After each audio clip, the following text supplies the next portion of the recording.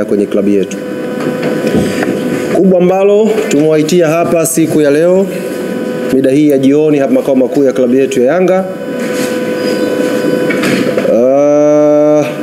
Leo wote mmeshuhudia uongozi wa klabu ya Young Africans tukiongozwa na makamu wetu wa rais, tukiwa kwenye ofisi za bodi ya ligi ya Tanzania, na tulikwenda leo pale mahususi kabisa kwa ajili ya mkutano.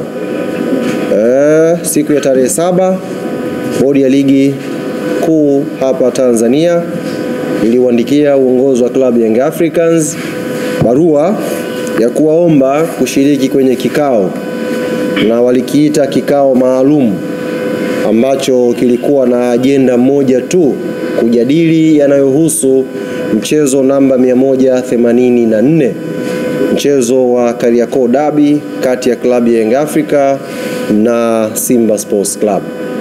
Na katika barua hiyo bodi ya ligi walituomba kwamba ushiriki wetu ni muhimu kwa maslahi mapana ya klabu yetu, ligi kwa ujumla na mchezo wa mpira miguu hapa Tanzania.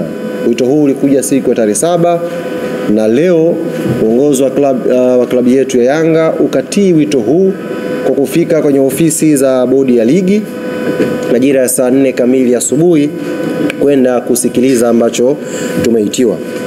Kama ambavyo ajenda kuu ilielekeza kwenye barua, ndivyo ambavyo mwenyekiti wa bodi ya ligi Steven Mguto alifungua kikao na kutueleza sababu ya kutuita, na kimsingi alijikita kwenye kuelezea lile ambalo aliliainisha kwenye barua ya wito kuhusu mchezo namba 184 wa Kariakoo Derby.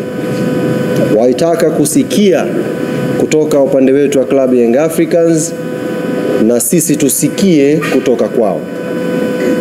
Kuclarify hapo, nimeona waandishi wengi, wachambuzi wengi mmeandika kilikuwa ni kikao cha maandalizi ya mechi. Si kweli. Hatukwenda kudiscuss maandalizi yoyote. Tulikwenda kudiscuss hiyo sintofahamu ya Kariakoo Derby, mchezo namba 184. Yamejadiliwa mengi kwenye kikao kile, na sisi klabu ya Young Africans tulipopewa nafasi ya kuzungumza tulizungumza mengi vile vile, kama ambavyo bodi ya ligi ilizungumza mengi pia kupitia kwa afisa mtendaji mkuu wa bodi ya ligi. Na baada ya pale tulifunga kikao kwa mwenyekiti wa bodi ya ligi kutujuza kwamba amepokea yale ambayo klabu ya Young Africans imeyafikisha na wanakwenda kuyafanyia kazi. Na CEO wa bodi ya ligi alisisitiza kwa uharaka wa ambayo tumeyasema na uharaka wa mchezo wenyewe, basi atafanyiwa kazi haraka ipasavyo na tutapata majibu kwa njia rasmi ya taasisi. Tumeondoka pale, tumefika hapa ofisini, tumemwona mtendaji wa bodi ya ligi Almas Kasongo akizungumza na waandishi wa habari na akigusia au akielezea yale ambayo yametokea kwenye kikao kile. Jambo zuri amelifanya, lakini kwa masikitiko makubwa ambayo tuko nayo, tulifikiri kama aliamua kuyazungumza yaliyozungumzwa kwenye kikao, basi alikuwa na fursa ya kuzungumza yote. Azungumze yote ambayo yalijadiliwa kwenye kikao. Sio unazungumza kidogo, unaacha kidogo. Sasa kwa kuwa alikuwa na fursa ya kuzungumza mengi na ameyaacha, nitumie fursa hiyo kuyazungumza yote ambayo yamezungumzwa kwenye kikao. Na hatufanyi hivi kwa lengo la kushindana na mtu. Nafanya hivi kwa sababu jambo hili lina interest ya public, lina interest ya umma, na umma hautakiwi kupotoshwa kwenye jambo hili hata kwa bahati mbaya. Kila taarifa ambayo tunakubaliana iende public, basi iende ikiwa imekamilika. Taarifa isiende nusu au mtu usichague taarifa kwa sababu inakupendelea wewe au inakufeva ndio uitoe kwa public. Toa taarifa sahihi kama umeamua kutoa taarifa sahihi. Moja katika mambo ambayo uongozi wa klabu ya Young Africans uliauliza kwenye kikao, na ni swali ambalo wanachama, mashabiki na wapenzi wa klabu yetu wamekuwa wakijiuliza, na sio hao tu pekee, wadau wa mpira wa miguu nchi hii wamekuwa wakijiuliza, Na sio hao tu pekee, hata nyie ndugu zangu waandishi wa habari mmekuwa mkijiuliza swali hili na hampati majibu. Swali gani? Ni kuhusu ripoti ya uchunguzi wa mechi ya Kariakoo Derby iliyopangwa kuchezwa Machi 8.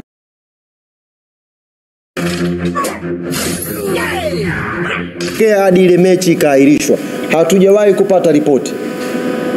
Nyie hamjui ripoti na sisi hatujui hiyo ripoti. Ilikuwa swali la kwanza kuulizwa kwenye kikao.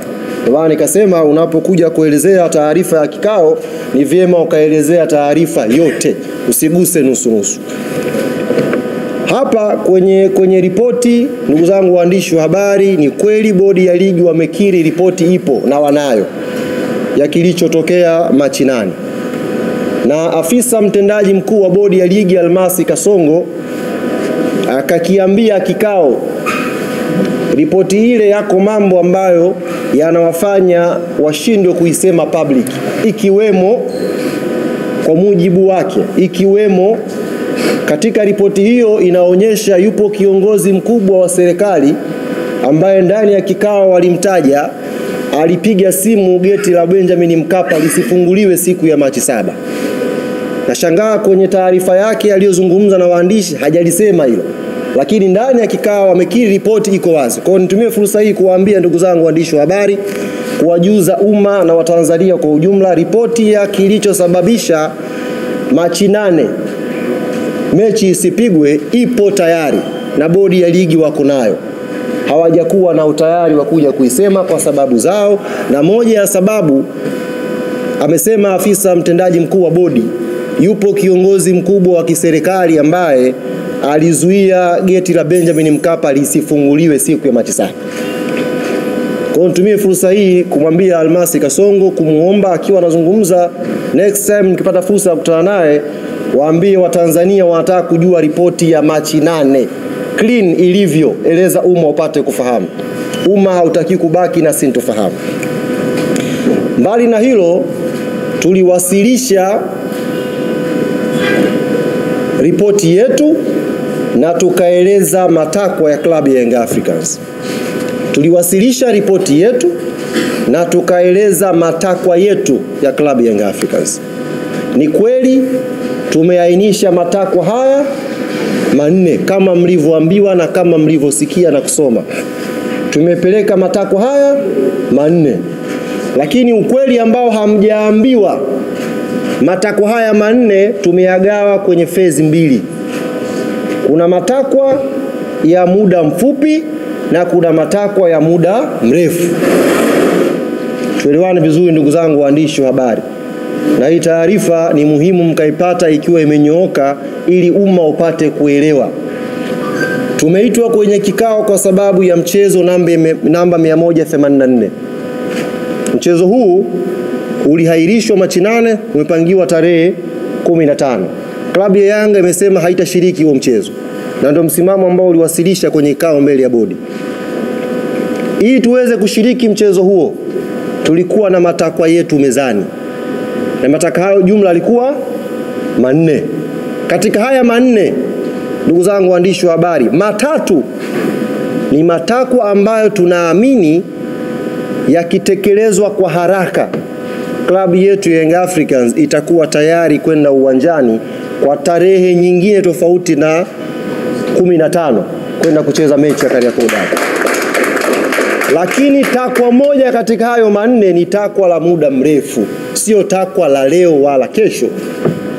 Kwa hiyo asitokee mtu akawadanganya kwamba klabu ya Yanga imekuja kuomba haya, alafu katika haya kuna mchakato sijui upitie uende wapi. Ni uongo. Tumeomba matakwa 4 na matakwa haya hapo kwenye phase 2.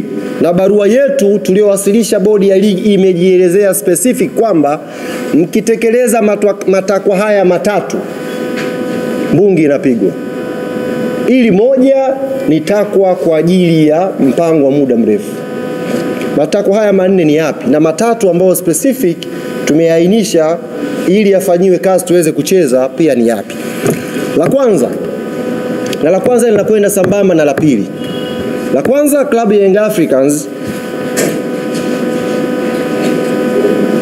imetaka kuvunjwa mara moja na kujiuzulu kamati nzima ya uendeshaji